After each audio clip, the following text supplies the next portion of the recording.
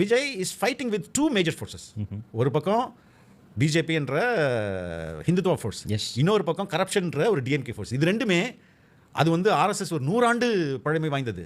அதுக்கப்புறம் இன்னைக்கு வந்து மத்தியில் வந்து தொடர்ச்சி ஆட்சியில் இருக்கிற ஒரு மிகப்பெரிய ஜாயிண்ட்.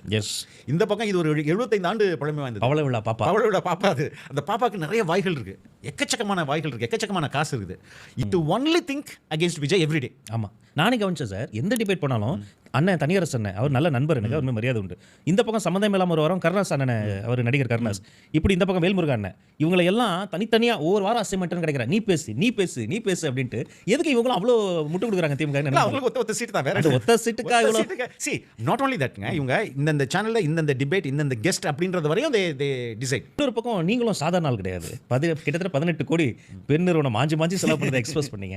அதை பத்தி கொஞ்சம் ஷார்ட்டா சொல்லுங்களேன் சார். அது அந்த டைனமிக்ஸ் எப்படி, ஏன் இவ்வளவு காசு செலவு பண்றாங்க? இல்லங்க, அவங்க என்ன விஜய் சார் வந்து அவர் கேரக்டர் இமேஜ் உடைச்சிட முடியும்னு நினைக்கிறாங்களா? 18 கோடி. That's stupidity. நீங்க எப்படி முடியும்? மக்கள் எப்போதுமே மக்களை முட்டாள்னு நினைக்கிறாங்கல்ல, அவர்கள் தான் இப்படிலாம் சிந்திப்பார்கள். மக்கள் வந்து புத்திசாலிகள், தே ஆர் பிரில்லியன்ட். மக்களை தாண்டி இங்கே வந்து யாரும் பிரில்லியன்ட்டே கிடையாது. இப்போ 4 பொய் செய்தியை தூக்கி விட்டு அதை வந்து இது ஒரு பிஜேபி பேட்டர்ன் பார்க்குறேன். ஏன்னா 18 கோடி வந்து அவங்க கிட்டத்தட்ட துப்புரவு தூய்மை தொழிலாளர்கள் வந்து கேட்குற அமௌண்ட் தான் அங்கே தர நாட் ரெடி. ஆனால் இங்கே வந்து அட்வர்டைஸ்மெண்ட்டுக்கு ஸ்பெண்ட் பண்ணுறேன். இது கூகுள் மெட்டாங்கிறதால நம்ம வெளியில் தெரியுது. இது டிப் ஆஃப் ஐஸ்பர்க், வெளியில் தெரியாமல் இப்போ ஆமாம், என்ன ஹிடனா எவ்வளோ நடக்கும்.